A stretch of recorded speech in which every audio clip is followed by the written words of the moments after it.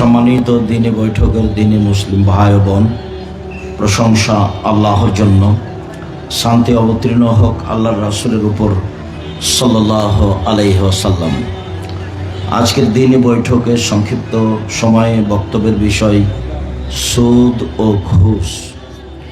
সুদ ও ঘুষ নিয়ে আমরা এক গুরুত্বপূর্ণ সংক্ষিপ্ত তথ্যবহল বিবরণের চেষ্টা করব ইনশাআল্লাহুল আজিজ। সময়ের গতিতে আপনাদের সাথে আরও কিছু জরুরি কথা থাকতে পারে। সম্মানিত দিনী ভাই বোন, যেসব পাপের কারণে মানুষের সরাসরি জাহান্নাম ঘোষণা হয়েছে তার একটি বড় পাপ হলো সুদ। যেসব পাপের কারণে মানুষের পরকাল ধ্বংস হবে রাসূল সাল্লাল্লাহু আলাইহি সাল্লাম ঘোষণা দিয়েছেন, তার একটি বড় পাপ হচ্ছে সুদ। আবু হুরায়রা রাদিয়াল্লাহু তাআলা আনহু বলেন, রাসূল সাল্লাল্লাহু আলাইহি ওয়াসাল্লাম বলেছেন, ইয়াকুমুস সাবাল মুবিকাত, তোমরা 7টি ধ্বংসাত্মক জিনিস থেকে বেঁচে থাকো যার পরিণাম জাহান্নাম। তাতে তিনি 1 নম্বরে বলেছেন আশিরকু বিল্লাহ, আল্লাহর সাথে শিরক করা, যেটা বাংলাদেশের মাটিতে খুবই কঠিন, মানে খুব বেশি কঠিন। কেননা বাংলাদেশের ছেলে মেয়ে সকালবেলাতেই মায়ের দুধ ছেড়ে কোল থেকে স্কুলে গেলেই বলে, ও কালিমা তোমার আকাশ, ও কালিমা তোমার বাতাস। তো আকাশ আর বাতাস তো আর কালিমার নয়। ঠাকুর বলেছে বাংলাদেশের সাধারণ জনগণ শিক্ষা অর্জন না করেই ছেলে মেয়েকে ঘুম থেকে উঠিয়ে শিরক করিয়ে নিচ্ছে। যদিচ আমরা জীবন বাজি রেখে জাতিকে বলে আসছি যে ছেলে মেয়েকে শিক্ষা দেওয়ার চেষ্টা করেন, যে বিদ্যা দিয়ে জাতির উপকার হবে, ছেলে মেয়ে যেন জাতিকে উপকার করতে পারে, জাতির সুবিধা নিয়ে আসতে পারে, জাতিকে পরকালমুখী করতে পারে, এই বিদ্যা আপনি ছেলে মেয়েকে দেওয়ার চেষ্টা করেন। মানুষ হয়তোবা তার বুঝটাকে বড় মনে করছে, একটু মেধা ভালো হলে বলছে ছেলেটাকে আমার ডাক্তার করতে হবে বা ছেলেটাকে আমার ইঞ্জিনিয়ার করতে হবে, যেটা আমরা সাধারণত দেখতে পাই বা শুনতে পাই। বেশ পিতামাতা হিসাবে গল্প গুজব করে, আমার ছেলের মেধা ভালো, রেজাল্ট ভালো হয়েছে, সব কিছু হয়েছে, তারপরেও কি তার ছেলে জাতির জন্য কিছু করে, কিছু করেছে? উনি যেটা বুঝেছেন তার বাস্তবতা আমি অন্তত 1999 জনের মধ্যে দেখি না। উনি মনে করেছেন আমার ছেলে একটা বড় ইঞ্জিনিয়ার হবে। তো প্রায় ইঞ্জিনিয়ারে তো ধোকা দেয়, প্রতারক, চুরি করে। তো প্রায় ডাক্তারই তো ওই কোম্পানির ওষুধ লিখে যে কোম্পানি তাকে টাকা দিয়েছে। তো এই বাপ মা যে উদ্দেশ্যে পড়ালো সেটা কি হলো? জাতিকে যে প্রতারণা দিতে পারে সে কি জাতির কল্যাণ আনতে পারে? আর জন্মসূত্রের ভিত্তি হচ্ছে শিরকের উপরে। শিরক সবচেয়ে বড় পাপ। রাসূল সাল্লাল্লাহু আলাইহি সাল্লাম বললেন, লা তুশরিক বিল্লাহি ওয়া ইন কুতিলতা হুররিকতা, তুমি শিরক করবা না, তোমাকে জ্বালিয়ে দেওয়া হলেও, তোমাকে হত্যা করা হলেও। জালেম যদি জুলুম করে তোমাকে হত্যা করে নিহত হয়ে যাও, শিরক করবো না। জালেম যদি জুলুম করে তোমাকে জ্বালিয়ে দেয় তো চলে যাও, শিরক করবো না। রাসূল সাল্লাল্লাহু আলাইহি সাল্লাম বলেন, আকবারুল কাবায়রা সালাসা, সবচেয়ে বড় পাপ 3টি। তার 1 নম্বরে তিনি বললেন আল্লাহর সাথে শিরক করা।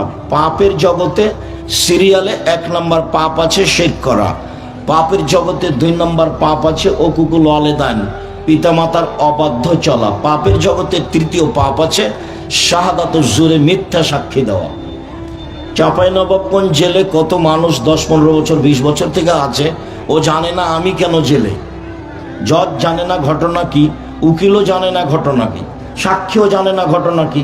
সাক্ষীকে বলেছে 50,000 টাকা দিব, তুমি এইভাবে সাক্ষী দিবা। তখন সাক্ষী বলছে আমি 2 চোখে তাকে মারতে দেখেছি, অথচ যার কথা বলছে ও সেদিন চাঁপাইনবাবগঞ্জেই ছিল না। তো এই সাক্ষী তো জাহান্নামে যাবেই। যারা মিথ্যা সাক্ষী দেয় তাদেরকে আল্লাহ রাসূল সিরিয়ালে 3 নম্বর মহাপাপী বলে ঘোষণা করেছেন। এখানে একটা কথা উল্লেখ থাকছে যে রাসূল সাল্লাল্লাহু আলাইহি সাল্লাম বলেছেন কিয়ামতের লক্ষণ, লা ইয়াদরিল কাতিল ফিমা কাতালা আলাল মাকতুল ফিমা কুতিলা, হত্যাকারী বুঝবে না কেন আমি মারছি, নিহত ব্যক্তি বুঝবে না কেন আমি মরলাম। যে মারবে তাকে কেউ টাকা দিয়েছে, বলেছে অমুককে মেরে আসো, তখন ও ভাববে ব্যাপারটা কি, এ আমাকে মারছে কেন, একে আমি চিনি না, ও তো টাকার কারণে মারছে। আল্লাহ রাসূল এই কথাই বলছেন। ঠিক যে সাক্ষী দিচ্ছে সে তো জানে না ঘটনা কি, যে উকিল সেও তো জানে না ঘটনা কি, যে জজ সেও তো জানে না ঘটনা কি। সবটাই অন্ধকারের উপরে, লোকটা 20 বছর থেকে জেলে আছে, আহাল পরিবার ছেড়ে, তার নাম মিথ্যা সাক্ষী। বলছিলাম রাসূল সাল্লাল্লাহু আলাইহি সাল্লাম বলেন যে 7 শ্রেণীর মানুষ জাহান্নামে যাবে। তার এক শ্রেণীর মানুষ হচ্ছে আল্লাহর সাথে শিরক করে যে, এক শ্রেণীর মানুষ হচ্ছে মানুষকে হত্যা করে যে, এক শ্রেণীর মানুষ হচ্ছে সুদ খায় যে। পাপের জগতে মহা পাপ হলো সুদ খাওয়া। পাপের জগতে যত পাপ আছে পৃথিবীতে, সুদের পাপের যে ভাষা আল্লাহর নবী উল্লেখ করেছেন, পাপের জগতে এই ভাষা আর কোনো পাপের জন্য বলেননি। শিরক করা মহাপাপ, এই কথাই ঠিক, তারপরেও ভাষা এমন নয়। বাপ মায়ের অবাধ্য চলা মহাপাপ, এ কথাই ঠিক, তারপরে ভাষা এমন নয়। মিথ্যা সাক্ষী দেওয়া মহাপাপ, তারপরে ভাষা এমন নয়। মানুষকে হত্যা করা মহাপাপ, তারপরে ভাষা এমন নয়। জেনা মহাপাপ, তারপরে ভাষা এমন নয়। আব্দুল রাজ্জাক সাহেব ভাষাটা আগে বলেন, তাহলে তো কথা বুঝবো। হ্যাঁ, ঠিক বলেছেন, ভাষায় আগে বলি তাহলে বুঝবো। ঠিক। আব্দুল্লাহ ইবনে হানজালা গাসিল মালাইকা বলেন যে রাসূল সাল্লাল্লাহু আলাইহি সাল্লাম বলেছেন, মায়াকুলু দিরহাম রিবা ওয়া ইয়ালাম আসাদ্দু মিন সিত্তাতি ওয়া সালাসিনা জিনিয়া। কেউ যদি জেনে শুনে 1 টাকা সুদ খায়, তাহলে 36 বার জেনা করে যত পাপ হবে, 1 টাকা সুদ খেলে তার চেয়ে বেশি পাপ হবে। আলেম ওলামাকে জিজ্ঞাসা করেন, এখন থেকে আমার হায়াত পর্যন্ত সময় থাকলো, কোনো আলেম ওলামা যদি বলতে পারে যে কোনো পাপের এরকম ভাষা আছে,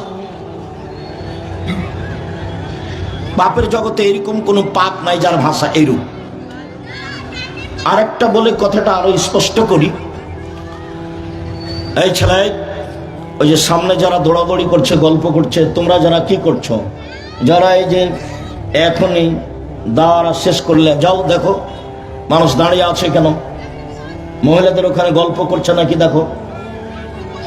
আর এই বাম পাশে যারা রাস্তায় দাঁড়িয়ে আছেন কেন, সামনে কি জায়গা নেই? আপনি কি বুঝাতে চাচ্ছেন? দাঁড়িয়ে আছেন কেন? আপনি কি মনে করছেন আমি বুদ্ধিমান? আমি তো মনে করিনি। আল্লাহ রাসূল কথা বললে সাহাবীকে বসতে বলতেন। কুল্লু মুসাল্লি আলজামু মাকানাহু, এক লম্বা হাদিসে বলছেন, শোনো তোমরা বসো, তোমাদের সাথে আমার কিছু কথা আছে। বসতে বলে বললেন, হাল তাদরুনা লিমা জামাতুকুম, আমি তোমাদের কেন বসতে বলেছি তা কি বলতে পারো? তো সাহাবীগণ বললেন, তা তো আমরা বলতে পারি না, কেন যে আপনি বসতে বললেন? তো আল্লাহ রাসূল বলছেন যে মা জামাতুকুম লিরাহবাতিন ওয়া রাহাবাতিন, আমি তোমাদেরকে বসতে বলিনি জাহান্নামের ভয় দেখাবো এই জন্য, আর জান্নাতের প্রতি আগ্রহী করব এই জন্য বসতে বলিনি। আমি আসলে বসতে বলেছি আন্না তামিমা দারি কানা রাজুলান নাসরানিয়ান ফাজাও আসলামা ওয়া হাদাসানি হাদিসান কুনতু উহাদ্দিসু আন মাসিহিদ দাজ্জাল। তামিম দারি একটা খ্রিস্টান মানুষ এসেছে, ইসলাম গ্রহণ করেছে, ও দাজ্জালের কাহিনী বলছে, যে কাহিনী আমি তোমাদের সামনে বলি। ও বলছে যে রাকেবনা ফি সাফিনাতিন বাহারিয়াতিন মা সালাসিনা রাজুলান মিন লাকমা জোজাম, আমরা লাকম এবং জোজামের বংশের 70 জন মানুষ স্টিমারে উঠেছিলাম। ফালাইবাবিনাল মাউজু ফিল বাহারি সাহারান, 1 মাস যাবত স্টিমার আমাদেরকে নিয়ে খেললো। কোন দিকে যে নৌকা গেল তা আমরা বুঝতে পারলাম না, ঝড় বৃষ্টি অন্ধকার। ফারফায়ালা জাজিরাতিন হিনা তাগরিবুস শামস, 1 মাস পরে সন্ধ্যার সময় এই স্টিমার এক নদীর কিনারায় গিয়ে লাগলো। ফারাকাবনা ফি আকরাবিস সাফিনা, তখন আমরা ছোট ছোট নৌকায় উঠে বসলাম, এক প্রান্তে যাব সেই জন্য। ফালাকিয়াতনা দাবাতুন আহলা কাসিরা সার, হঠাৎ একটা প্রাণীর সাথে আমাদের দেখা, তার গায়ে এত লোম, তার গায়ে এত লোম, লোমের কারণে বোঝা যায় না তার কোথায় আছে মুখ আর কোথায় আছে পিছন, এত গায়ে লোম। লোমের কারণে বোঝা যায় না কোথায় আছে মুখ আর কোথায় আছে পিছন। আমরা বললাম, মানান্তি তুমি কে? তখনও বলছে আনাল জাসাসা, আমি হচ্ছে সিআইডি। তো আমরা ভয় পেয়ে গেলাম, এ শয়তান নাকি। তারপরে আমাদেরকে বলছে ফারফাইলা জাজিরাতিন ফারফাইলা গুরফাতিন ফি রাজুলুন ইস্তাকা ইলাইকুম, তোমরা যাও ওই যে ঘরে, ওখানে একটা লোক আছে যে তোমাদেরকে দেখার জন্য ব্যস্ত হয়ে গেছে। আমরা দৌড়িয়ে সেই ঘরে গেলাম। আল্লাহুস সামাদ, সেখানে দেখি একটা মানুষ, এত বড় মানুষ, মা রাআইতু ইনসানান আযীমান কাত্ত, এত বড় মানুষ জিন্দেগিতে আমরা কোনোদিন দেখিনি। দেখি তার হাত এবং পাকে তার কাঁধের সাথে লোহার জিঞ্জির দিয়ে বাঁধা আছে। লাফ দিয়ে আকাশে উঠে যাচ্ছে, আবার নিচে পড়ছে, আবার লাফ দিয়ে আকাশে উঠে যাচ্ছে। অবাক হয়ে গেলাম। আমরা বললাম মানান্তা, তুমি কে? তখন বলছে যে আন্তুম কাদার তুমনি পাক বেরেন মানতুম। আরে আমি কে সেটা তো তোমরা জেনেই যাবা, তোমরা বলো তোমরা কারা। তা আমরা বললাম যে আরবের মানুষ, আমরা একটা নৌকায় উঠেছিলাম 30 জন মানুষ। ঝড় বৃষ্টিতে নৌকা আমাদের 1 মাস নিয়ে খেললো। আমরা বুঝতে পারলাম না কোথায় গেলাম। সন্ধ্যার সময় এক প্রান্তে আসলাম। ছোট নৌকায় উঠে এক প্রাণীর সাথে দেখা, তার গায়ে খুব লোম, মুখ বোঝা যায় না কোথায়, পিছন বোঝা যায় না কোথায়। আমরা জিজ্ঞাসা করলাম তুমি কে? বলল যে আমি গোয়েন্দা, সিআইডি। তারপরে বললো যে ওই ঘরের দিকে যাও, সেই ঘরে একটা লোক আছে, সে তোমাদের দেখার জন্য ব্যস্ত হয়ে গেছে, তাই আমরা আসলাম। আচ্ছা ঠিক আছে, তোমরা আরবের মানুষ বুঝেছি আমি। তোমরা একটু বলো তো, ইরাকে একটা বাইসান নামে গ্রামে খেজুর গাছ ছিল, সেই খেজুর গাছটা কি আছে? তাতে কি খেজুর ধরে? আমরা বললাম হ্যাঁ, সেই খেজুর গাছ আছে, সেই খেজুরের গাছে খেজুর ধরে। আচ্ছা ঠিক আছে, তারপরে তোমরা বলো তো, ইরাকে একটা জোগার নামে পুকুর ছিল, বহায়রাতিন তাবারিয়া, একটা বিল ছিল, জলা বিল। সে বিলে কি পানি আছে? এলাকার লোক কি সেখান থেকে পানি উঠায়? আমরা বললাম হ্যাঁ, সে বিলে পানি আছে, এলাকার লোক সেখান থেকে পানি উঠিয়ে জমি চাষ করে। ঠিক আছে, তোমরা একটু বলো তো, এর একটা পুকুর ছিল আইনে জোগার নামে, সেই পুকুরে কি পানি আছে?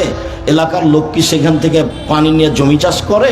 আমরা বললাম হ্যাঁ, জমি চাষ করে। ঠিক আছে, তোমরা আমাকে বলো নিরক্ষর নবী সম্পর্কে তার অবস্থাটা কি? আমাদের নবী ছিলেন নিরক্ষর। আমাদের নবী কোনটা আলিফ, কোনটা বা, কোনটা আইন, কোনটা গাইনটা চিনতেন না, অক্ষর চিনতেন না। কোনো শিক্ষক জীবনে ছিল না তার, কাজেই তিনি অক্ষর চিনতেন না। তো এখন এ বলছে নিরক্ষর নবী